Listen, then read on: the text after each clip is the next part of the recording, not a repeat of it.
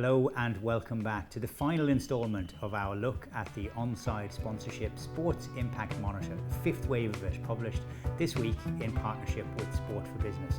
We asked you, the members of Sport for Business, what your views were on a range of different items, from the confidence you have in the sector to your views on diversity, on regulation and on many other areas as well. We finished off with a look to the future, to the world of the metaverse, crypto and all points in between. And I'm joined for the final time this week by Kim Kirwan from Onside Sponsorship. Thank you very much for all of the work that you've done with us this week, Kim. The look to the future is often the one which elicits the vaguest answers because people haven't lived it, so they don't quite get a full grip on it. But where are we in terms of our understanding of this brave new world of cryptocurrency, which is dominating the global sports sponsorship market, the metaverse and all of those other different areas?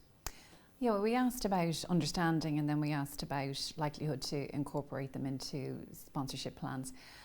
So level of understanding or knowledge is, very, very low. 1 in 10 would describe themselves as having a lot of knowledge about NFTs, and that was actually the highest. It reduces to 1 in 20 for those that would say they have a lot of knowledge on the metaverse, cryptocurrencies, blockchain, and fan tokens.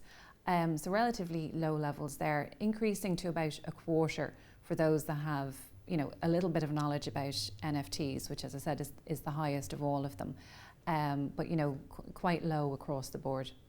So if you know you're fungible from your non-fungible tokens, then you're still in the minority, but at least you do understand a little bit about it.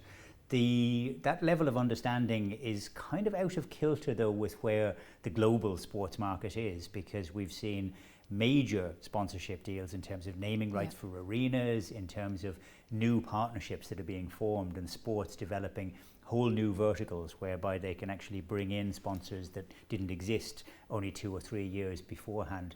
Is there a danger that our lack of understanding is actually holding Irish sport back a little bit in terms of the trend on a global basis? Yeah, I think it possibly is. When we asked if people are planning to incorporate them into their sponsorship strategies, only about 1 in 10 were planning on doing this at a very active level, increasing to about a quarter for NFTs.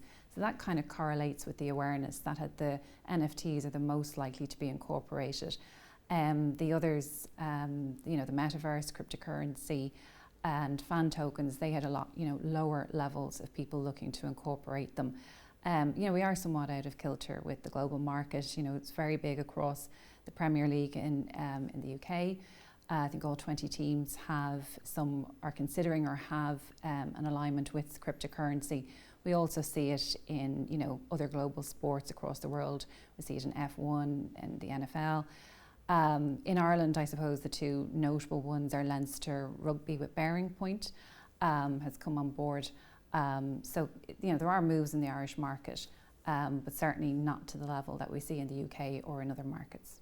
We have got a little bit more involved in esports, and Munster Rugby have gotten involved with Formula One motorsport and brought on board a sponsor into it as well.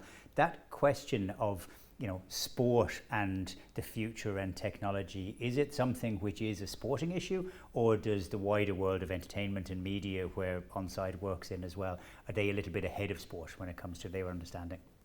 No, I think it's probably across all sectors. I've seen consumer research where the level of knowledge about these is very, very low as well. So I think until the consumers really move into that area and start, adopting to them more, we're not going to see it in sports or entertainment. Okay, well, thank you very much for all of the time that you've spent with us Thanks this very week, much, Kim. Rob. The benefit of research is that it tells us where we are at the moment, but it also gives us clues to help us to map out what the future is going to look like. Today, we've spoken about the future, but all through this week, we've looked at what you, the members, have thought about various different elements within the sector. Bear in mind that for the rest of this year, we are going to be looking at those and continuing to look at them ahead of the 6th wave of the Onside Sports Impact Monitor when that is published. But for the time being anyway, thank you for contributing to the research. Thank you to Onside for being our partners in relation to this. And thank you to KPMG who have hosted us here in their Platform X studio during the course of this week. We will be with you day in, day out, and looking at all of these various subjects, trying to make all of us just a little bit smarter than we were the day before. Thank you.